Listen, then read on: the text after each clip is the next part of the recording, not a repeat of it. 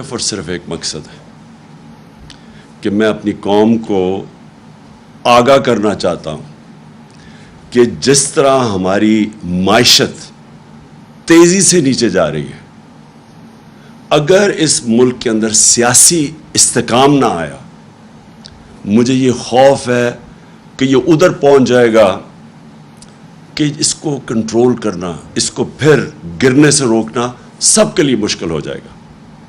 آج میں نے اپنی جو معیشت کی ٹیم تھی اس کے ساتھ بیٹھ کے ہم نے یہ سارا ڈسکس کیا۔ اس کے بعد ہم نے وہ بھی دیکھے جو کہ IMF نے رپورٹ پاکستان کی اکانومی کے اوپر دی ہوئی ہے، ورلڈ بینک وہ کیا کہتا ہے کہ پاکستان کی اکانومی کس طرف جا رہی ہے، اور پھر ہم نے اپنے ماہرین نے بیٹھ کے ڈسکس کیا۔ تو میں نے اس لیے آج فیصلہ کیا آپ سے بات کرنے کا کہ مجھے اب یہ خوف آ رہا ہے کہ یہ حکومت کے پاس اب کوئی طریقہ نہیں ہے کہ اس معیشت کو گرنے سے روکنے کا۔ اور مجھے جو دوسرا خوف آ رہا ہے کہ یہ جتنی دیر تک یہ اب اس طرح کا سیاسی استحکام نہیں آئے گا، یعنی جو پولیٹیکل سٹیبلٹی، جب تک وہ یہ نہیں آئے گی، مجھے اب یہ خوف ہے کہ یہ معیشت کسی صورت اب استحکام پہ نہیں کوئی نہیں پہنچا سکتا۔ جو اس وقت حکومت بیٹھی ہوئی ہے، اس کی کریڈیبلٹی نہ پاکستان کے اندر رہی ہے نہ باہر رہی ہے۔ ان کی خاص طور پہ جو پاکستان کی فائنینشیل مارکیٹس ہیں ان کے اندر کوئی کریڈیبلٹی نہیں رہی۔ انہوں نے جو ساری قوم کو کہا تھا کہ جیسے ہی IMF کا فیصلہ ہو جائے گا تو ایک دم اکانومی سٹیبلائز ہو جائے گی، روپیہ بھی گرنے سے رک جائے گا بلکہ روپیہ مضبوط ہوتا جائے گا۔ ساری قوم کے سامنے آج حالات ہے۔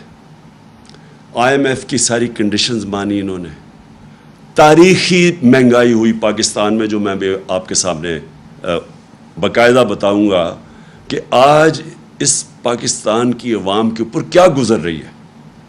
جس طرح کی آج مہنگائی ہے، یہ پاکستان کی تاریخ میں اتنے تھوڑے وقفے میں اتنی زیادہ مہنگائی نہیں ہوئی۔ تو مہنگائی بھی کر دی IMF کے کہنے پہ ساری، جو میں ابھی آپ کو بتاؤں گا، بجلی کدھر گئی، پٹرول ڈیزل یہ کدھر سے کدھر گئے پچھلے 5 مہینے میں۔ IMF کا پروگرام بھی آ گیا، لیکن روپیہ ابھی بھی گر رہا ہے اور یہ گرتا رہے گا جب تک کہ اس ملک کے اندر پولیٹیکل سٹیبلٹی نہیں آتی۔ آج اگر الیکشنز ڈیلے کرتے جائیں، کہیں کہ جی ہم کوئی بہانہ مار دیں کہ جی یہ ہے وہ ہے سیلاب ہے الیکشن نہیں ہو سکتا، جو بہانہ مارے صرف اور صرف پاکستان کو نقصان ہو رہا ہے۔ اگر کوئی یہ سمجھتا ہے کہ ہمیں نقصان ہو رہا ہے، الیکشنز ابھی نہیں ہو رہے، تو میں اپنی ساری قوم کو کہنا چاہتا ہوں، یہ میں دعویٰ کرتا ہوں، 70 سال میری عمر ہونے والی ہے انشاءاللہ اگلے مہینے، میں یہ دعوے سے کہتا ہوں کہ پاکستان کی تاریخ میں کبھی کسی پولیٹیکل پارٹی کی وہ مقبولیت نہیں تھی جو آج تحریک انصاف کی ہے۔ میں یہ دعویٰ کرتا ہوں کہ سارے پاکستان کے اندر اگر ایک فیڈرل پارٹی ہے جو سارے پاکستان کو اکٹھا رکھ سکتی ہے، وہ تحریک انصاف ہے۔ پورے حربے استعمال کیے جا رہے ہیں، یہ لوگ جو اوپر بیٹھے ہوئے ہیں، یہ جو اس ملک کے بڑے بڑے مجرم اوپر بیٹھے ہوئے ہیں، 60% کیبنٹ ضمانت کے اوپر ہے، پرائم منسٹر کو سزا ہونے والی تھی یہ FIA کیس کے اوپر، یہ وہ لوگ اوپر جو بیٹھے ہوئے ہیں، ان ساروں کو اب سمجھ آ گئی ہے کہ یہ جو تحریک انصاف کی مقبولیت ہے اب اس کو مقابلہ نہیں کر سکتے، لہٰذا یہ کر کیا رہے ہیں کہ بجائے ملک کا سوچنے کے، سوائے اپنے کرپشن کیسز خارج کروانے کے لیے، اور ساروں نے مل کے وہ جو 1100 ارب روپیہ انہوں نے جو امینڈمنٹ کیا نیب پہ، سوائے اس کی فکر کرنے کی، ان کے پاس کوئی حل نہیں ہے پاکستان کی یہ معیشت کو اور ملک کو سدھارنے کا۔ میں آج آپ کے سامنے یہ جو دعویٰ کرتے ہیں کہ جی ہمیں بہت بڑا مشکل پاکستان ملا، ہمیں تو پتہ نہیں بارودی سرنگیں مل گئیں، شہباز شریف جس کو بہت شوق تھا پرائم منسٹر بننے کا، اور کئی ایسے یہاں لوگ بیٹھے ہوئے تھے وہ سمجھتے تھے کہ آئنسٹائن کے بعد دوسرا آدمی شہباز شریف آئے گا ایک دم سارا ملک ٹھیک کر دے گا. وہ سارا سب کو آج میں یہ کہہ رہا ہوں کہ یہ جو کہہ رہے ہیں کہ سارا کچھ ہمارے پہ ڈال رہے ہیں, میں آج آپ کو اسٹیٹکس سے بتاتا ہوں, فیکٹس اور فگرز سے, اعداد و شمار سے بتاتا ہوں کہ ہمیں کون سا پاکستان ملا تھا 2018 میں, یہ جو نون لیگ چھوڑ کے گئی تھی, اور ان کو کون سا پاکستان ملا تھا. یعنی ہم جب گئے تھے اپریل میں تو تب پاکستان کے کیا حالات تھے. یہ کہتے ہیں نا بہت برے حالات تھے. جب 2018 میں جب ہمیں پاکستان ملا تھا تو جو ہمارے ریزروز تھے, جو اصل مسئلہ بھی آپ کی قوم کو بتا دوں, مسئلہ کیا ہے؟ مسئلہ یہ ہے کہ بیرونی خسارہ ہے جس کو کہتے ہیں کرنٹ اکاؤنٹ ڈیفیسٹ. جتنا آپ کا بیرونی خسارہ بڑھتا جاتا ہے آپ کو اپنے ریزرو سے پیسے دینے پڑتے ہیں, ریزروز کم ہوتے جاتے ہیں, اور جیسے جیسے ریزروز کم ہوتے جاتے ہیں روپے پہ پریشر پڑ جاتا ہے, روپیہ گرنا شروع ہو جاتا ہے, ڈالر مہنگا ہونا شروع ہو جاتا ہے. جب ڈالر مہنگا ہوتا ہے تو جو بھی چیزیں آپ باہر سے خریدتے ہیں وہ سب مہنگی ہو جاتی ہیں. جس میں تیل ہے وہ آپ باہر سے خریدتے ہیں, وہ بجلی, کیونکہ بجلی کے اندر بھی جو فیولز ڈالتے ہیں, کوئلہ یا گیس باہر سے خرید کے یا پھر تیل ڈالتے ہیں, وہ ساری مہنگی ہو جاتی ہیں. تو سب کچھ مہنگا ہو جاتا ہے جیسے جیسے آپ کا روپیہ گرنا شروع ہوتا ہے. تو لہٰذا سب سے امپورٹنٹ چیز ہوتی ہے کہ آپ کا جو بیرون ملک خسارہ, کرنٹ اکاؤنٹ ڈیفیسٹ, وہ کنٹرول میں ہو. اب یہ جب ہمیں ملا تھا پاکستان کی تاریخ کا سب سے بڑا بیرونی خسارہ تھا, 20 ارب ڈالر کا خسارہ تھا. ان کو یہ کہتے ہیں نا بڑا مشکل وقت ملا تھا. ان کو جب اپریل میں جو انہوں نے سازش کر کے ہماری گورنمنٹ گرائی تو ان کو جو کرنٹ اکاؤنٹ ڈیفیسٹ ملا تھا, بیرونی خسارہ, وہ تھا 16 ارب ڈالر. اب یہ سمجھنا ہے, ہمیں 20 ارب ڈالر ملا, ان کو 16 ارب ڈالر ملا. ہمیں جو ان کی ووٹ آف نو کانفیڈنس سے پہلے ہم نے کتنا ادھر سے, جدھر ہمارے ریزروز یہ جو چھوڑ کے گئے تھے 9.8 پہ, جب ووٹ آف نو کانفیڈنس انہوں نے درج کروایا, جس کی اس کے بعد سیاسی ہماری انسٹیبلٹی ہونی شروع ہو گئی, تو 16.2 ارب ڈالر کے ہمارے ریزروز تھے. پھر سے یہ جب چھوڑ کے گئے تھے پاکستان 9.8 تھا. جو ہم چھوڑ کے گئے تھے انہوں نے کہا نا بڑا مشکل پاکستان چھوڑ کے گئے. ہمارا ووٹ آف نو کانفیڈنس سے پہلے 16.2 ارب ڈالر کے ریزروز تھے. آج یہ IMF کا ڈیل بھی سائن کر بیٹھے ہیں اور آج ریزروز ہیں 8.8 پہ. اس کے بعد جو اب آپ کا جب بیرونی خسارہ ہوتا ہے تو آپ کیسے وہ کم کرتے ہیں؟ اب کیسے کم کرتے ہیں؟ دو ہماری بڑی چیزیں ہیں. ایک ہم ایکسپورٹ کرتے ہیں تو وہ ڈالرز آتے ہیں, اور دوسرا بیرون ملک پاکستانی ہمیں ریمیٹنسز بھیجتے ہیں, وہ جو پیسہ بھیجتے ہیں. یہ جب چھوڑ کے گئے تھے تو یہ یاد رکھیں 20 ارب ڈالر کا خسارہ, لیکن ریمیٹنسز کتنی تھی اوورسیز؟ 19 ارب ڈالر کی, اور ان کی ایکسپورٹس کتنی تھی؟ 24 ارب ڈالر کی. ہم جب چھوڑ کے گئے 20 سے کم خسارہ کیا, 4 ارب ڈالر کم کیا 16 پہ, لیکن ہماری آمدنی کدھر پہنچ گئی؟ 19 ارب ڈالر سے ہماری ریمیٹنسز گئی 31 ارب ڈالر پہ. 12 ارب ڈالر کی ہم نے مزید اور آمدنی کی, یعنی ہمارے پاس زیادہ پیسے کیے اپنے یہ قرضے واپس کرنے کے لیے. اور دوسرا ہماری ایکسپورٹس یہ 24 ارب پہ چھوڑ کے گئے تھے, 32 ارب ڈالر پہ ہم ایکسپورٹس لے کے گئے. تو ہم نے ملک میں زیادہ ڈالرز بھی لے کے آئے اور ہمارا خسارہ بھی کم تھا. میں یہ اس لیے کہہ رہا ہوں کہ بار بار پروپیگنڈا کیا جاتا ہے جی بڑا مشکل ہمیں ملک چھوڑ کے گئے. یہ وہ ملک چھوڑ کے گئے تھے, ہمارے لیے ان سے زیادہ مشکلات تھی. ہم نے وہ ملک ہمیں ملا, پہلے تو خسارہ سب سے بڑا, اس کے بعد ہم نے وہ سٹیبلائز کیا. اس کے بعد کرونا آ گیا. 2 سال کووڈ-19 دنیا کا ایک صدی کے اندر ایک دفعہ اتنا بڑا بحران آتا ہے. 2 سال ہم اس بحران سے بھی گزرے. ہمیں یہ اب سیلاب کا ان کا بحران آیا ہوا ہے, یہ جو خاص طور پہ سندھ میں اور خیر سارے قوم کا ہے اس وقت مشکل وقت سے. لیکن ذرا ان کا اب رسپانس دیکھیں اور ہمارا رسپانس دیکھیں. جو ہمارا کووڈ-19 کا بحران آیا تھا, دنیا نے اکنالج کیا کہ پاکستان وہ 3 ٹاپ ملکوں میں تھا جس نے سب سے بہترین اتنا بڑا کرائسس کا مقابلہ کیا. ہم نے کیا کیا انسینٹیوز دی, ہم نے کیسے اپنے لوگوں کو ان کا روزگار بچایا, ہم نے کیسے کنسٹرکشن انڈسٹری کو انسینٹیوائز کیا, ہم نے کیسے بڑی کمپنیز کو قرضے دیے تاکہ وہ لوگوں کو بے روزگار نہ کرے. سارے برِ صغیر میں جس ملک میں نے سب سے زیادہ روزگار دیا کووڈ-19 کے بعد وہ پاکستان تھا, اور یہ ورلڈ بینک کی رپورٹ ہے. تو پہلے میں صرف یہ آپ کو بتانا چاہتا تھا کہ یہ جو کہتے ہیں نا کہ بڑا مشکل وقت تھا, اگر یہ ہوتے جس طرح کا کرونا کا جو اتنا بڑا بحران آیا تھا, اگر یہ ہوتے, یہ تو سارے کہہ رہے تھے ملک کو لاک ڈاؤن کر دو, اور انہوں نے ابھی تک جو ان کا رسپانس آیا ہے اس کے اوپر, سیلاب کے اوپر, ان کے پاس تو کوئی پلان ہی نہیں ہے ابھی تک. کسی کو کوئی روڈ میپ ہی نہیں نظر آ رہا. صرف ایک ہی روڈ میپ نظر آ رہا ہے کہ پیسے مانگ رہے ہیں دنیا سے کہ جی ہمیں کسی طرح پیسے دے دو.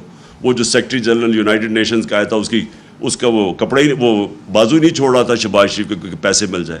ان کے پاس تو اور کوئی پلان ہی نہیں نظر آ رہا. کیا یہ ملک کو آرگنائز کر رہے ہیں, کیسے ڈیل کر رہے ہیں. دوسری چیز, جب ہم چھوڑ کے گئے تھے, بلکہ جب ووٹ آف نو کانفیڈنس آیا تھا, تو ایکسچینج ریٹ پاکستان کا جو روپیہ تھا 178 روپے کا ڈالر تھا جب ووٹ آف نو کانفیڈنس انہوں نے کیا. آج ہے 236 روپے کا. کون سا اتنا قیامت آئی تھی کہ 178 روپے سے 236 پہ پہنچ جائے. اس کے بعد میں ذرا قوم کو اب بتا رہا ہوں کہ بجلی کتنی تھی. 16 روپے یونٹ تھی جب ہم چھوڑ کے گئے ہیں. 16 روپے یونٹ بجلی تھی. آج انہوں نے وہ بجلی پہنچا دی ہے 36 روپے پہ, اور اس کے اوپر جب ٹیکس لگتے ہیں تو لوگوں کے پاس جو بل آ رہے ہیں وہ دگنے سے بھی زیادہ آ رہے ہیں, اور یہ ہر انسان کو ہٹ کر رہا ہے. یہ عام سفید پوش کو بھی ہٹ کر رہا ہے, یہ انڈسٹری کو بھی ہٹ کر رہا ہے, یہ ٹیوب ویل پہ بھی ہٹ کر رہا ہے. یہ ہر جگہ اس وقت یہ جو بجلی کے انہوں نے بڑھائے ہیں دگنی سے بھی زیادہ کر دی. اس کے علاوہ لوڈ شیڈنگ ہے, یعنی ایک تو بجلی مہنگی ہو گئی, اس کے علاوہ لوڈ شیڈنگ. کدھر گئی بجلی؟ یعنی بجلی غائب تو نہیں ہوگی. مقابلہ کا موازنہ کر لیں ہمارے میں اور ان کے دور میں کہ بجلی کتنی تھی. اب پیٹرول, میں بڑی بڑی چیزوں کی بات کر رہا ہوں جو کہ عام آدمی کو ہٹ کرتی ہے. جب ہماری حکومت تھی, عالمی منڈی میں تیل کتنے کا بک رہا تھا؟ $103 کا. عالمی منڈی میں $103 کا تیل مل رہا تھا, اور ہم کس قیمت پہ پیٹرول دے رہے تھے؟ 150 روپے لیٹر. ہم کس قیمت پہ دے رہے تھے ڈیزل؟ 146 روپے لیٹر. آج کتنا ہے؟ آج عالمی منڈی کے اندر تیل $103 سے آ گیا $93 پہ. $10 کم ہو گیا ہے. اور یہ کتنے پہ دے رہے ہیں آپ آج ڈیزل اور پیٹرول؟ ڈیزل دے رہے ہیں 146 روپے. 100 روپیہ مہنگا ہو گیا ہے 146 روپے لیٹر پہ. اور پیٹرول دے رہے ہیں 236 روپے لیٹر. انٹرنیشنل منڈی میں کم ہو گیا ہے, لیکن یہ پیٹرول 150 سے گیا ہے 236, ڈیزل 146 سے گیا ہے 248 پہ. اور گیس کی قیمتیں ابھی بڑھ رہی ہیں, اور IMF کہہ رہا ہے کہ یہ 250% بڑھیں گی سردیوں تک. جو عام آدمی کو اس وقت سب سے زیادہ تکلیف ہو رہی ہے وہ آٹا ہے. آٹا دگنا ہو گیا. 1 کلو آٹا 50 روپے ہمارے دور میں 1 کلو آٹا تھا، آج وہ کراچی کے اندر 100 روپے لیٹر سے اوپر چلا گیا۔ 5 مہینے کے اندر یہ سب کچھ ہوا ہے۔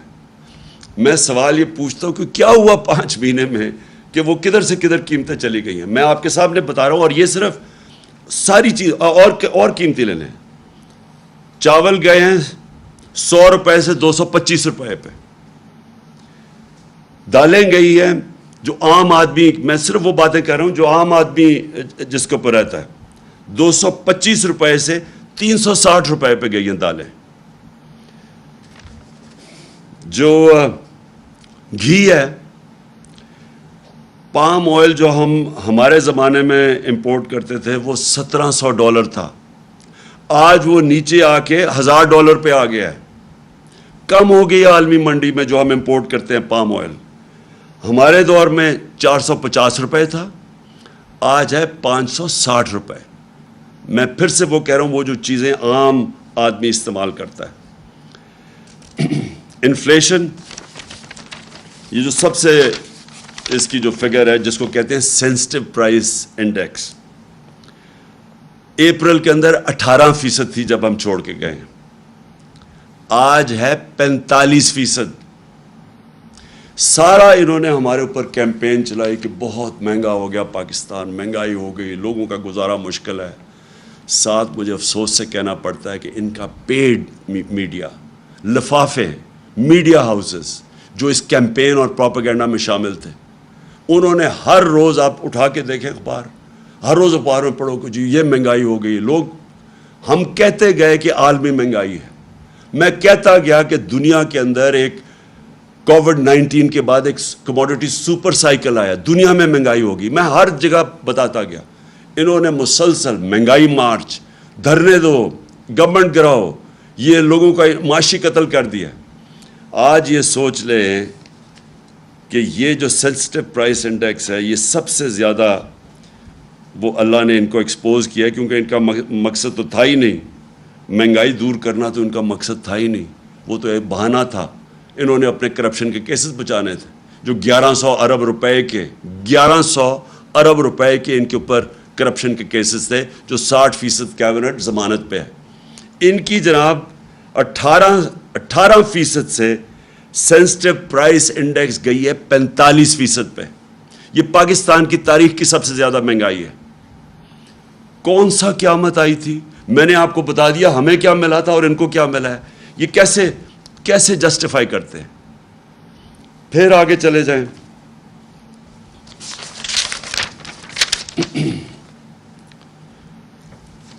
ایک طرف مہنگائی بڑھ رہی ہے، دوسری طرف اکانومی کانٹریکٹ کر رہی ہے۔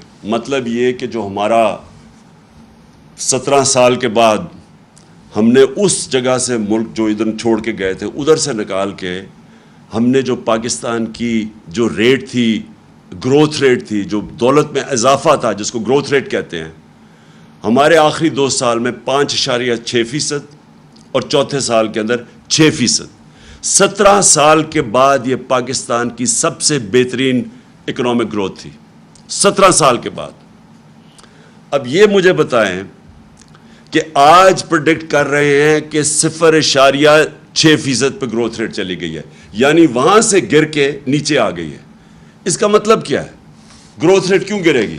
میں اب آپ کو بتاؤں۔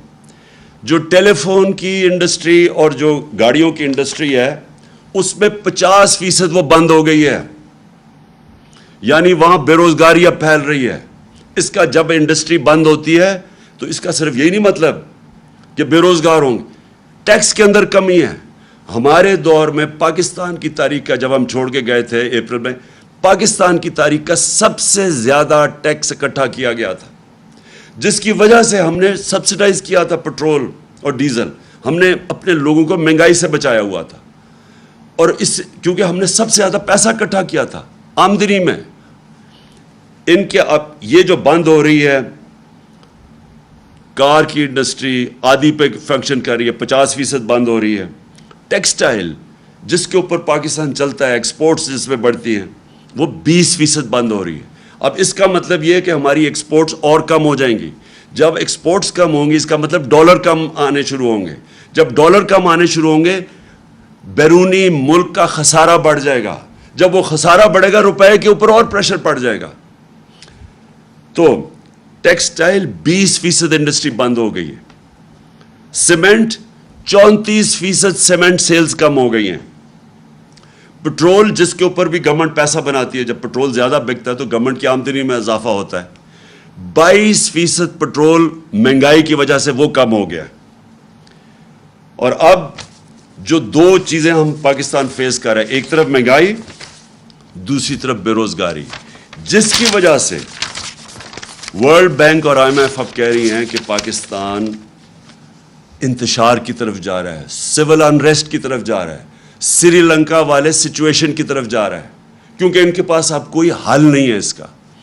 تو میں آخر میں اب جو جس کی وجہ سے میں نے یہ آج آپ کے سامنے پریس کانفرنس کی تھی, میں جو آپ کے سامنے اب چیز رکھنا چاہتا ہوں وہ کیا ہے. ایک میں آپ کو فگر دیتا ہوں.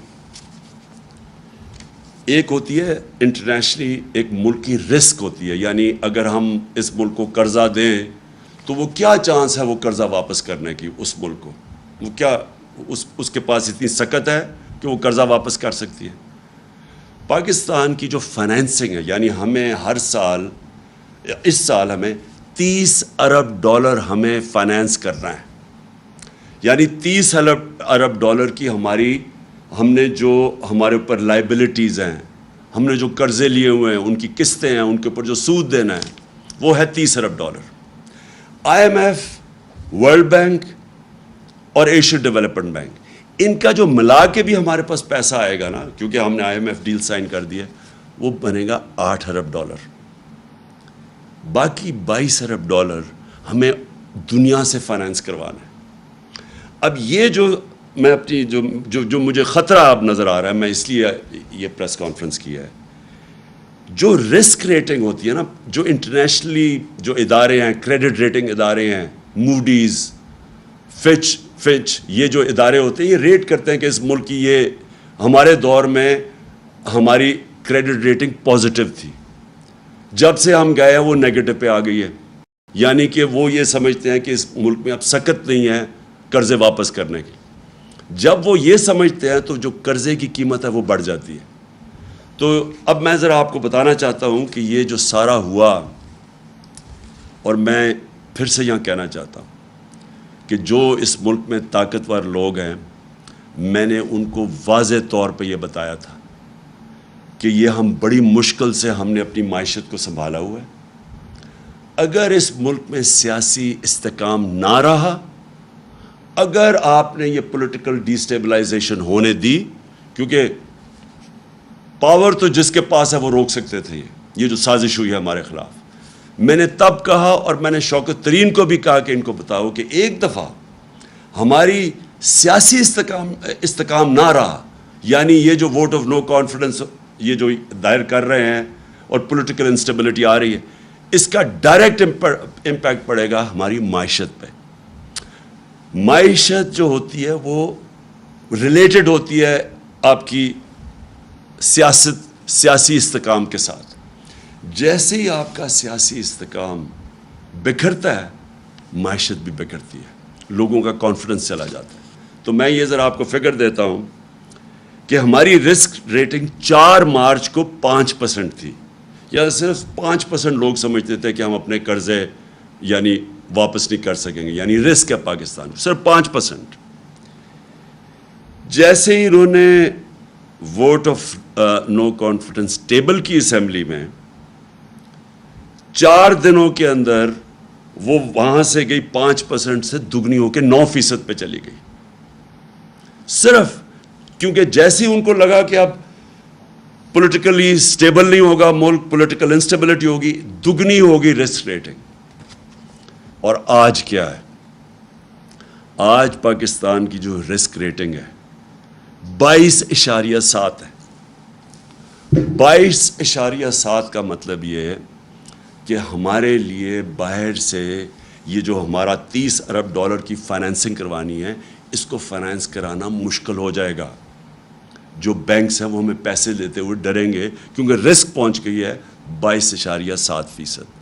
میری جو یہ صرف میڈیا ٹاک اس لیے ہے، میں پھر سے یہ کہتا ہوں کہ اگر جلدی سے جلدی صاف اور شفاف الیکشن کرواؤ، مجھے اس کا کوئی اتنا زیادہ فائدہ نہیں ہے پرسنلی اس وقت، کیونکہ ہمارا تو اللہ کا کرم ہے کہ جیسے جیسے یہ ملک اس طرف لے کے جا رہے ہیں، مہنگائی بڑھ رہی ہے، ان کی شکلیں دیکھ رہے ہیں، اپنے کرپشن کیسز بچا رہے ہیں، ملک سنبھالا نہیں جا رہا، ہمارا تو گراف اوپر جا رہا ہے لیکن ملک نیچے جا رہا ہے۔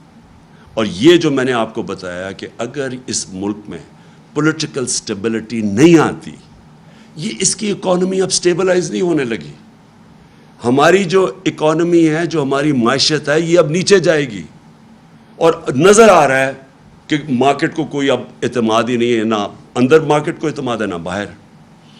اس لیے میں آج سب کو کہنا چاہتا ہوں، اپنی قوم کو، کہ جلدی سے جلدی الیکشن کروائیں پاکستان کو اس دلدل سے نکالنے کے لیے، جس دلدل میں بڑی تیزی سے یہ امپورٹڈ حکومت ہمیں دھکیل رہی ہے۔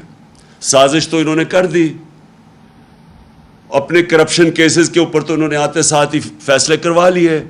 اب رمضان شوگر مل، ان کی اس کے تو کیس فوری لگا ہوا کہ جی اس کا کیس ختم کرو۔